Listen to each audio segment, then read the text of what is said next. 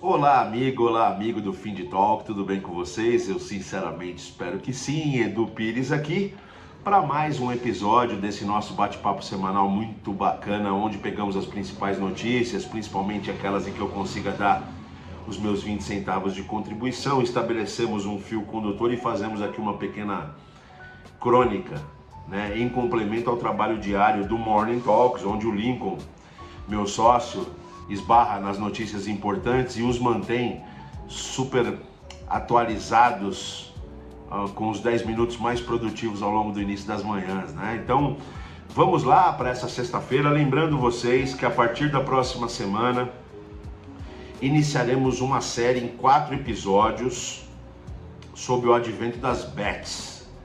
Esse negócio gigantesco, extremamente promissor e extremamente combatido, né, devido aos malefícios que ele provoca e que ninguém discute, mas a gente vai tratar desse tema com a isenção que ele merece, com a profundidade que ele merece, porque é muito difícil no Brasil, né? No Brasil, quando o boi está com carrapato, a solução é botar fogo no boi, né? É mais difícil fazer uma solução pensada, equilibrada, de forma a pensar em como extrair os carrapatos do boi, né? Sem destruir o boi. Aqui no Brasil se pensa em destruir, em botar fogo no boi. Então a gente vai tratar desse tema de uma forma bastante profunda a partir da semana que vem, a partir da próxima sexta, trazendo gente importante nesses 4 episódios para falar sobre o tema. Tentaremos trazer pessoas de todos os matizes, quem defende, quem está inserido nesse negócio, quem é detrator profundo desse negócio. A gente vai fazer convites no melhor modelo dos produtos da Ultra Talks. A gente vai trazer gente para a gente estabelecer uma discussão mais ampla, né? E tentar ajudar cada um de vocês e a nós mesmos a aprofundar o entendimento desse negócio, aprofundar o entendimento de como o país precisa lidar com esse novo negócio, de como as pessoas precisam se dar, de como a sociedade precisa se garantir, para a gente tentar usufruir dos enormes benefícios que esse negócio pode trazer, minimizando ou administrando os malefícios que ele também traz, como qualquer outro negócio. Então não percam, a partir da semana que vem, uma série em 4 episódios.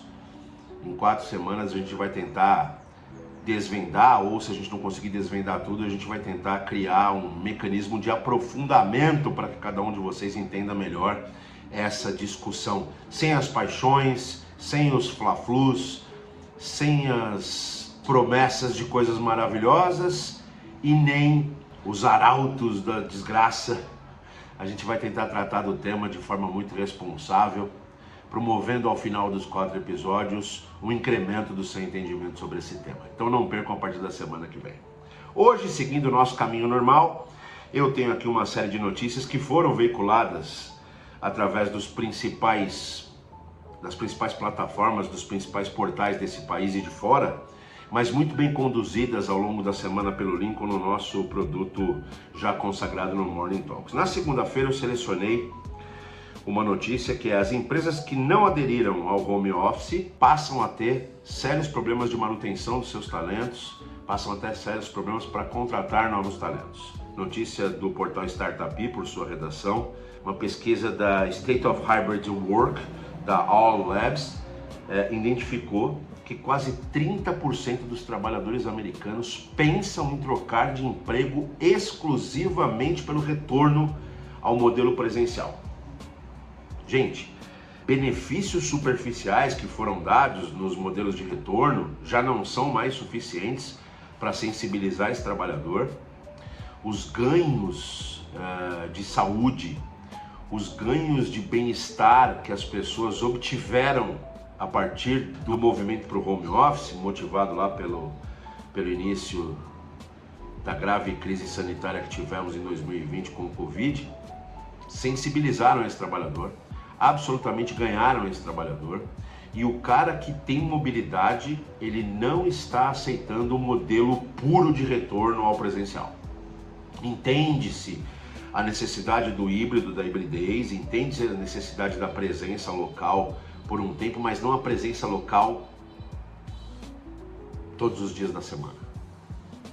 Entende-se que o melhor modelo, o trabalhador americano, média aqui no Brasil não é diferente, entende que o melhor modelo é o da hibridez, que é possível sim defender eficiência e produtividade sem fazer com que o cara seja obrigado a se deslocar todos os dias, principalmente nas grandes cidades, com o problema da mobilidade urbana, cada vez mais difícil, o trânsito, o arsenal de mobilidade urbana cada vez mais complexo nas grandes cidades, a violência, enfim, tem-se aí os dois lados com muitos índices para defesa ou para o ataque desse modelo, mas é um fato que as empresas que voltaram para o presencial 100% estão enfrentando e enfrentarão dificuldades enormes para a retenção de seus talentos. Né? Como dito aqui na pesquisa, benefícios superficiais, tem um lanchinho melhorado, a parede é pintada colorida, tem uma área de descompressão, não é mais suficiente para justificar o retorno definitivo ao ambiente de trabalho formal. Tá? Então, o elo que vai ligar as notícias mais diversas que eu vou falar aqui hoje, eu já vou antecipar para vocês, é a necessidade imperativa de todos nós mudarmos e constantemente o nosso modelo mental. Então assim, esse modelo mental do empresário querer olhar o cara ali sentado trabalhando, ele não funciona mais. No mínimo, precisa haver uma discussão profunda com os seus talentos. No mínimo, precisa haver um espaço para essa discussão, para entendimento das verdades de cada um, porque simplesmente mudar o modelo vai trazer para você problemas sérios de originação de talentos e de retenção de talentos. O fio condutor de hoje, eu já disse para vocês, é a mudança de modelo mental. A gente precisa estar preparado. É difícil. O nosso cérebro é um mecanismo que foi constituído ao longo das eras e se desenvolveu ao longo das eras para nos levar para a zona de conforto. O nosso cérebro existe para nos colocar na zona de conforto. Desde dos pedaços mais rudimentares, como a amígdala, até os pedaços mais complexos, como o córtex, eles foram constituídos biologicamente para nos levar para a zona de conforto. Acontece que hoje, com a velocidade das mudanças, com a velocidade do desenvolvimento tecnológico, estão se criando necessidades novas aos seres humanos a cada dia, ou diversas vezes dentro de um mesmo dia. Coisas que não tinham valor passam a ter valor. Comportamentos absolutamente massificados em séculos estão mudando do dia para a noite. Então, mudança de modelo mental. Na terça-feira, vocês vão ver que as notícias não têm nada a ver diretamente umas com as outras, mas o fio condutor é o mesmo. Mudança de modelo mental. Na terça-feira, a notícia é da Bloomberg Linha, pela Aisha S. Ghani. A fintech Klarna, a fintech sueca Klarna, pioneira no Buy Now Pay Later, vai virar uma série na Netflix. Assim como a série Super Pumped, que fala da história do Uber, como outras que falaram de outras startups, a Netflix comprou os direitos de um livro escrito sobre a história da fundação e do crescimento da Klarna, essa empresa que foi fundada em 2005, portanto chegando aí nos seus 20 anos, de absoluto sucesso, vai virar uma série na Netflix. Até porque eles retomaram as discussões do IPO, tem uma expectativa de se fazer um IPO em meados do ano que vem, de 2025. IPO esse que alguns fundos, alguns gestores estão etiquetando na faixa dos 20 bilhões de dólares, portanto, tende a ser um dos maiores, se não o maior IPO do ano que vem, pelo menos aí no horizonte, o que se enxerga é isso. Sem sombra de dúvida será o maior IPO do nosso segmento de meios de pagamento, a não ser que alguma coisa surpreenda muito. Uma empresa muito diferente, fundada por 3 jovens, Sebastian Siemiatkowski, Victor Jacobson e Niklas Adalbert, caras que fizeram a escola sueca de economia, alguns deles eram amigos desde a infância, desde o ensino médio. Eles fundaram a empresa em 2005 para fazer financiamento de compras pelo consumidor em sites, o famoso Buy Now, Pay Later. O nosso velho e bom crediário, só que aplicado em jornadas digitais e principalmente no e-commerce. A Klarna cresceu com isso, depois ela foi para outros setores do ciclo de meios de pagamento. É uma empresa muito grande, mas que teve a sua história construída de forma muito diferente, né? Por exemplo, normalmente as empresas retêm as suas brigas dentro de casa e transmitem um ambiente doce, colorido para fora. A Klarna sempre fez ao contrário, muito baseada na simpatia, na empatia do seu fundador Sebastian, que hoje é o CEO da companhia, muito baseada na capacidade que ele tem de aglutinar pessoas, apesar dele ser um cara completamente alucinado, no bom sentido, uma usina de ideias, um cara que mexe com todo mundo. A Klarna fez sempre o contrário. As suas brigas, e não foram poucas, dos 3 fundadores só permanece na operação o Sebastian. O Jacobson foi afastado em 2012 e o Adalberto, o Niklas Adalberto, saiu em 2015, fundou um instituto bastante importante da Suécia, um instituto voltado para o setor social, onde ele faz também bastante sucesso, um cara muito bem quisto na Suécia. O Jacobson saiu, foi afastado à força das operações, mas mantém 9% de stake da companhia, mantém 9% da companhia. Desde das brigas entre os fundadores, até brigas incríveis no conselho gestor da companhia, mudanças radicais no conselho. Eles têm como principal acionista o gigantesco fundo Sequoia, eles têm o Moritz como chairman, mas já houve tentativas de afastamento de Moritz, mudança de conselheiros importantes, e essas brigas sempre foram para os holofotes, o que promoveu uma mudança de mindset, uma mudança de modelo mental muito interessante. Dentro dos escritórios da Klarna, a paz sempre reinou. A briga acontecia no topo e ela ia para fora mesmo, porque o Sebastian, de forma muito inteligente, ele usava a opinião pública para validar as suas iniciativas. Então eles fizeram um modelo mental completamente diferente. As brigas para fora e dentro mantinham a paz, permitindo assim que o middle management conseguisse criar, conseguisse se desenvolver de forma mais tranquila, ainda que lá no topo as brigas eram gigantes. Mas como elas eram publicadas, e agora serão parte inclusive de uma série na Netflix, a pressão não permeava o middle management, não permeava os corredores da companhia, permitindo assim que os jovens desenvolvedores, que os jovens gerentes e diretores da companhia continuassem uma série nesses 20 anos infindável de inovação, de produtos com jornadas flawless, muito bacanas. Então não percamos o próximo episódio importante do IPO, vai ser um IPO importante. Ela já foi avaliada, quando entrou o Sequoia, se eu não me engano, há uns anos atrás, ela já foi avaliada em 45 bilhões, então vai sair um IPO na faixa dos 20, parece que é uma derrota, não é. Todos nós sabemos que o perfil do investidor mudou, que a responsabilidade com o capital mudou, que a farra que existia até 2021 acabou. Então um IPO, nesse momento, de 20 bilhões, ainda é um IPO bastante importante e vai mexer bastante no cenário internacional de pagamentos. Mas tudo isso muito embasado nessa mudança de modelo mental que fez com que eles brigassem para fora e despressurizassem as estruturas internas. Muito bacana, muito interessante isso.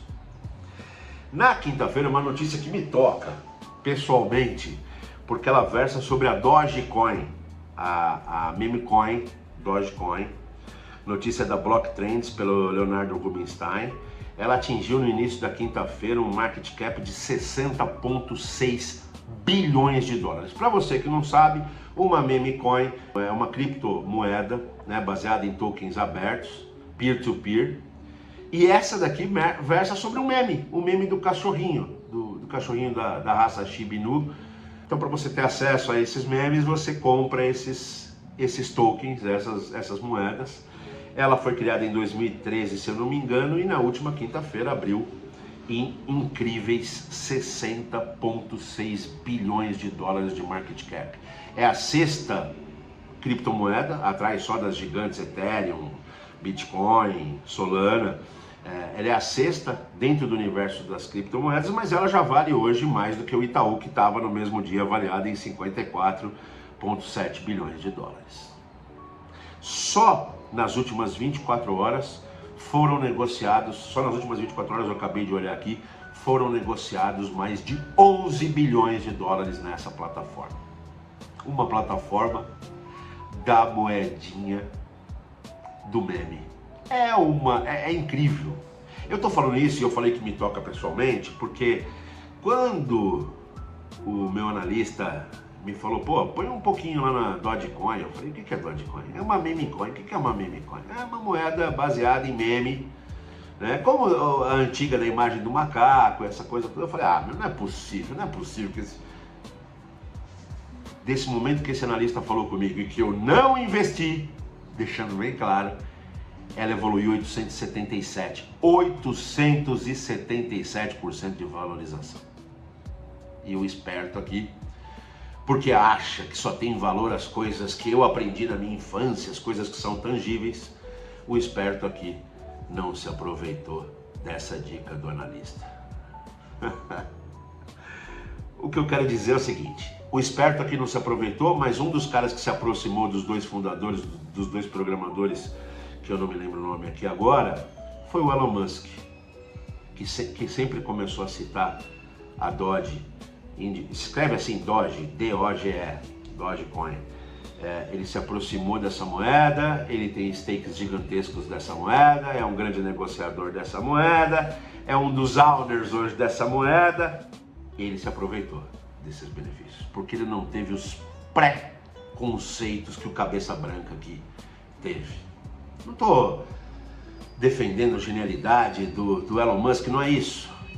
E isso tudo culmina com ele sendo convidado para participar, mantenedor da campanha, um dos grandes mantenedores da campanha do Trump, e ele sendo convidado para o Trump para assumir o Department of Government Efficiency no governo americano, cuja sigla será Doge, igual a moeda em que ele é um dos maiores negociadores. Coincidência? Obviamente que não. Uma ação milimetricamente pensada e que reside numa outra mudança de modelo mental, que é a fronteira cada vez mais confusa, cada vez mais cinzenta entre os governos e a iniciativa privada. Gente, eu não vou tratar aqui do tema se isso é republicano, é democrático, se não é, se cada um vai se juntar com o seu governo de plantão, se não vai, as questões ideológicas, não é isso que eu vou discutir. O que eu vou discutir é que é um fato que nos últimos anos, inclusive aqui no Brasil, está se imiscuindo a figura do governo e a figura dos interesses privados.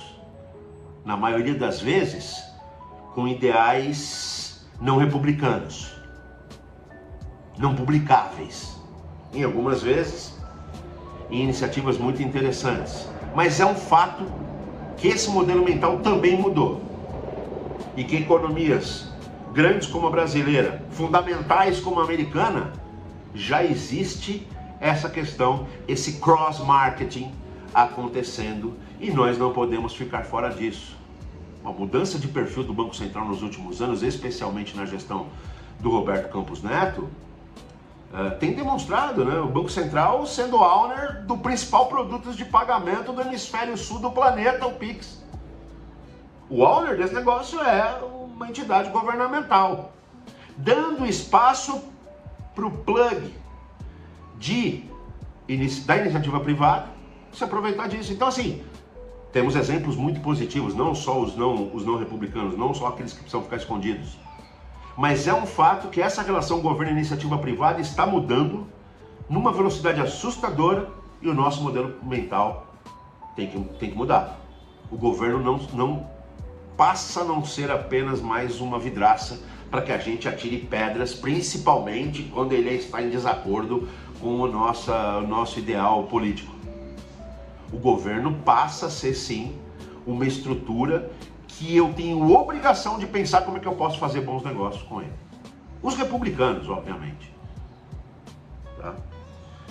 A notícia de hoje também versa sobre criptoeconomia. O Bitcoin atingiu ontem no início da manhã quase 99 mil e poucos dólares de valor. Hoje está rodando na casa dos 98 mil. Mas a expectativa dos lendários 100 mil dólares por Bitcoin está muito próxima. Vai acontecer a qualquer momento. Já tem especialista dizendo que depois que ela acontecer vai derrubar 20%, de 20% a 25%. É um modelo especulatório, mas ela vai atingir 100 mil dólares. Outra coisa que lá atrás eu não acreditei. Como assim? Uma moeda sem lastro, sem país? Como é que ela vai? Gente, ela já é um fato. Nas 24 horas entre quarta e quinta-feira, nas 24 horas, ela movimentou mais de 103 bilhões de dólares. É um negócio de market cap na casa dos trilhões de dólares. Está absolutamente consolidada. Todos os países, através de seus reguladores, estão criando mecanismos para tirá-la da zona cinzenta. É uma realidade. Mudança de modelo mental. Detalhe, em agosto próximo passado, no último mês de agosto, portanto, ontem, Bitcoin valia 49 mil dólares. O que criava uma descrença total contra os analistas que no início do ano afirmavam com todas as letras, olhando para o índice risco e ganância, que o Bitcoin atingiria esse label dos 100 mil dólares esse ano, no final desse ano ainda. Parece que eles estavam certos, parece que vai acontecer. Se não acontecer, porque tem muito mais aí um envolvimento de marketing, né? É muito mais uma bandeira, mas ele já está na casa dos 100 mil dólares. Saiu da casa de 49 mil dólares em agosto. Portanto, gente, nós, nas nossas cestas de investimento de pessoa física, as nossas empresas, nós não podemos mais fechar os olhos para a criptoeconomia. A gente pode até decidir racionalmente que não vai participar, por falta de estômago, porque são ambientes ainda de altíssima especulação e, portanto, um nível de segurança enorme, né? Mas não dá para não olhar, não dá para enfiar a cabeça na terra, para dizer, não acredito porque não tem lastro, não acredito. Coisas que eu dizia, tá? Gente, notícias que vocês observaram, nada a ver umas com as outras, a não ser a Bitcoin com a Dogecoin, mas notícias que têm como fio condutor a urgência de nós fazermos uma mudança radical e, mais do que radical, constante. Não adianta sair do A para o Z hoje e parar. Tem que sair do A para o Z, depois trafegar pelo alfabeto grego, depois pelo cirílico, diariamente. A gente precisa se desligar das nossas crenças arraigadas, muitas delas proporcionadas por esse cérebro que obrigatoriamente nos leva para a zona de conforto. Essa é uma dica importante para você. Se você se mantém, e aí acontece um paradoxo muito interessante, principalmente as pessoas que lá na época de estudar, diferente de mim, se dedicaram muito, criaram um arsenal de conhecimento técnico e racional muito poderoso. Essas pessoas têm uma dificuldade enorme de se desligar das verdades arraigadas. Porque as verdades arraigadas, elas são limitantes, por princípio. Imagina quando que algo baseado num meme do cachorrinho em poucos anos, em menos de 10 anos, sairia do zero para 60 bilhões de dólares de valor. Pô, mas como é que pode? Pode. Uma juventude que pensa diferente, que valoriza coisas diferentes, valorizou isso. E o valor tá intimamente ligado àquilo que alguém paga. E milhões de pessoas estão pagando diariamente, estão fazendo isso, valorizar diariamente. Imagina trabalhar fora da empresa, trabalhar de casa, isso não vai funcionar nunca. Não só funciona, como adquirir um espaço no coração do trabalhador que está muito difícil de desatrelar. Então precisamos sim mudar o modelo mental. Tenho amigos meus empreendedores de grandes empresas que se dizem modernas, que estão obrigando as pessoas a voltarem e estão enfrentando problemas enormes para a retenção de talentos. Não estou dizendo que você precisa fazer o híbrido ou precisa fazer o home office. Não é isso que eu estou dizendo, mas eu estou dizendo que você precisa discutir isso de forma completamente aberta, sem pré-conceitos, sem pré-determinações que advém do século passado. A tecnologia hoje permite não só um trabalho remoto com um altíssimo nível de qualidade, mas permite a gestão do trabalho remoto. Não é para todas as áreas. Mas você precisa fazer discussões profundas e sérias e abertas a esse respeito, baseadas inicialmente na sua mudança de modelo mental. Gente, é isso que nós temos para essa semana. Lembrando vocês novamente que a partir da semana que vem iniciaremos uma série bem bacana para falar dessa avalanche que é o mercado das bets. Mas para falar sem camisa de time, para falar de forma isenta e equilibrada, promovendo uma discussão rica, que é isso que a gente precisa ter em primeira instância. E não só os apaixonados ou só os contrários defendendo apaixonadamente a sua visão, por princípio, limitada. Tá ok? Desejo a vocês um enorme final de semana maravilhoso. Um beijo.